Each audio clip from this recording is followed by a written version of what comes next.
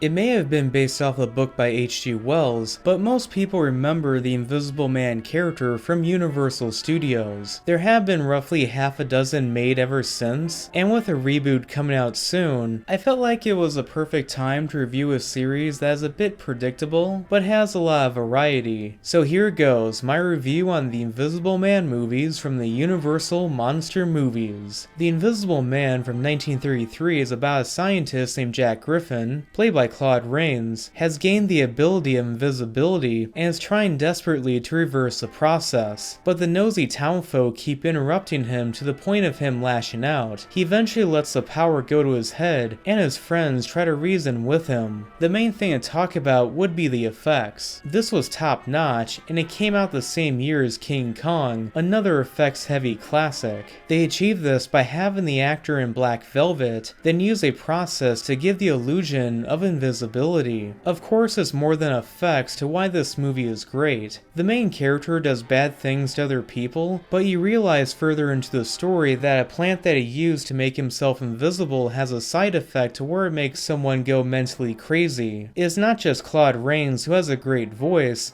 Don't you see what it means? Power! Power to rule, to make the world grovel at my feet! But the supporting cast is good too. The actor who plays Dr. Cranley would go on to play Clarence the Angel in It's a Wonderful Life, and Gloria Stewart, who is a love interest in this movie, would go on to play Old Rose in Titanic. The supporting cast does have its oddballs.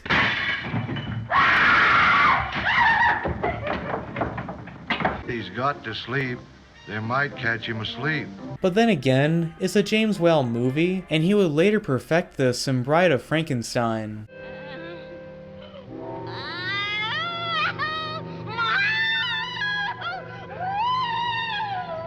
There are some notable effects from time to time, but it's a great movie nonetheless. Even if it's not as scary as some of the other ones, I highly recommend it. I give The Invisible Man from 1933 3.5 stars out of 4. Years went by, and the studio decided to pump out a bunch of sequels, and The Invisible Man would be no exception. It started with The Invisible Man Returns in 1940. It's about a man named Jeffrey Radcliffe, played by Vincent Price, is framed for murder, and escapes with getting his hands on the invisible formula. The man who gave him this just so happens to be the brother of Jack Griffin, the original man who invented the formula in the first place. Jeffrey goes around to figure out who set him up, but he also gradually starts to feel the maddening side effects of the formula itself. I gotta say that this movie is not just a really good sequel, but a really good movie in its own right. First is that it's very similar to the first one where the tension of the protagonist becoming mental the more he is invisible, but it's also flipped to where his intentions are to see justice done instead of harming innocent people. Second would be the effects. The effects in the first one were very impressive, but this one really stepped it up.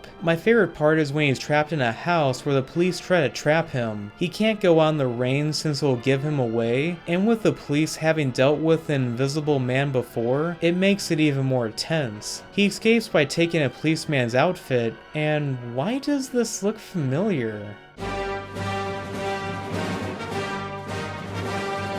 I also like the relationship between Jeffrey and his girlfriend Helen, played by Nan Gray, who was previously in Dracula's Daughter. This movie may be serious, but it has some funny moments. Under no circumstances allow him to take off his clothes. Take off his clothes? He won't do that. There's a lady with him. He took off his clothes. No wonder she fainted. I'm a ghost. Ghost? Can a ghost sneeze? It's cold in the other world. This movie was written by Kirk Siedlmach, who would a year later go on to write the classic The Wolfman in 1941. Even though the pacing could have been better, the man who easily steals the show is Vincent Price and his iconic voice. Drink to me! Drink to my invincible power! To a new era! To a changed world with me as its guiding genius! I know it's a spoiler, but I like the ending of the movie is very similar to the first one, but it has a happy ending this time around. It's the best Universal Monsters sequel that is only second to Bride of Frankenstein. I give The Invisible Man Returns 3 stars out of 4. Within the same year, Universal made a comedy called The Invisible Woman. It's about a scientist, played by John Barrymore, discovers invisibility by a machine, but with no mention of Jack Griffin whatsoever. He puts out an ad for a test subject, and down on her luck model named Kitty Carroll, played by Virginia Bruce, becomes invisible. Maybe it's me who isn't a fan of comedies, but this is just a bad movie. When Kitty becomes invisible, she does the typical things such as get back at her boss and other kinds of comedy gags. To be fair, the jokes are not awful, but it gets very cringy in the third act. I don't know my own strength. Strike one! You're even dizzier than you look. Strike two! Strike three! You're out! There are a few minor actors that stand out, such as Margaret Hamilton, who played the Wicked Witch of the West in The Wizard of Oz, and one of the henchmen is Shem from The Three Stooges. I know it's a nitpick, but they can't even get their guns right. Scientists don't carry Tommy guns. Easily one of the worst invisible movies by the studio, and one I can take a hard pass at recommending. I give The Invisible Woman 1.5 stars out of 4. Next would be Invisible Agent. A relative of Jack Griffin named Frank, played by John Hall, is asked by the American government to use the invisible formula for the war effort. He agrees, but only if he can use it himself. He becomes invisible and lands in Germany to commit espionage on the Axis powers. There he meets an ally named Maria, played by Ilona Maisley, who helps him with his espionage. This movie has a very good concept with the usage of invisibility during the wartime, but also falls victim to being a war propaganda flick. It shows the villains in the movie as being a bit overly two-dimensional, and it's kind of awkward to see an actor like Peter Lorre play a Japanese man. But to be fair, it's not as cringy as Dr. Daka from the Batman serials at that time. Escaped as usual. And now you let them discover our connection with the Sphinx Club, making it worthless to us. That's the kind of answer that fits the color of your skin. My biggest issue with this movie is of course the main character being a bit generic, and the fact that he doesn't really feel the maddening side effects of the formula makes him less interesting as a character. Also, like the previous movie, they get their guns wrong. The best part about this movie would of course be the effects, which is typically the strongest aspect of these movies. This is where they very much perfected the effects by this point in time, and it's very much eye candy. Speaking of,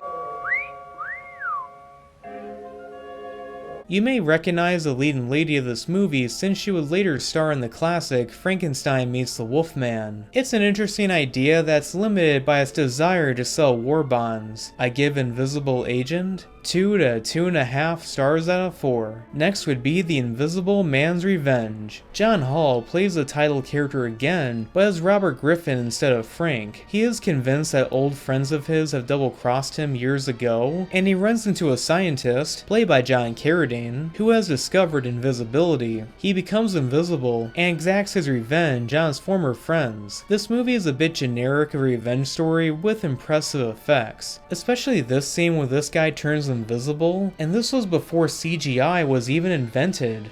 I think he drinks blood. Mark. What makes you say that? Because Dr. Drury's body was drained of every last drop of blood.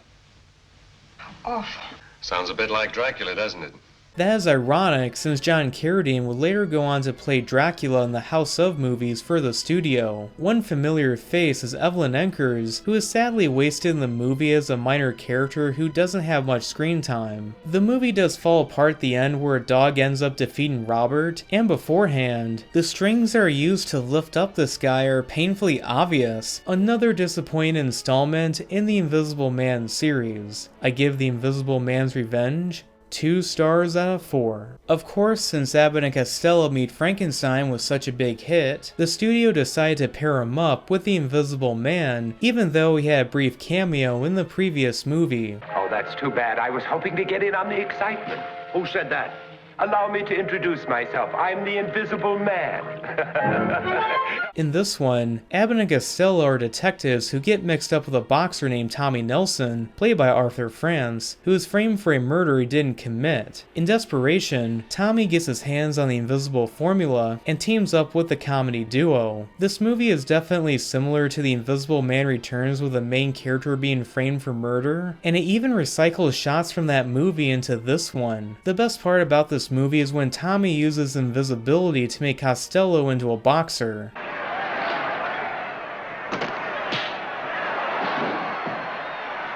It does suffer a bit from pacing issues, and not all the jokes are hitting as hard as Abbott and Costello meet Frankenstein, especially the ending where Costello briefly becomes invisible, and when he becomes visible again, his feet are backwards?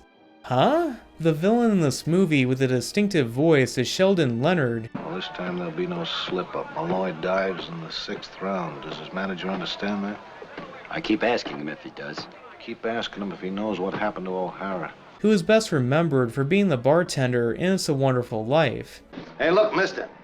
We serve hard drinks in here for men who want to get drunk fast, and we don't need any characters around to give the joint atmosphere. Is that clear? Or do I have to slip you my lip for a convincer? A decent comedy flick. I give Abbott and Costello Meet the Invisible Man 2.5 stars out of 4. So anyway, thanks for watching. I really hope you enjoyed this video. Please like and subscribe.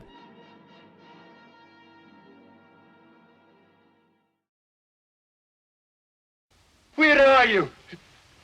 Where are you? Here.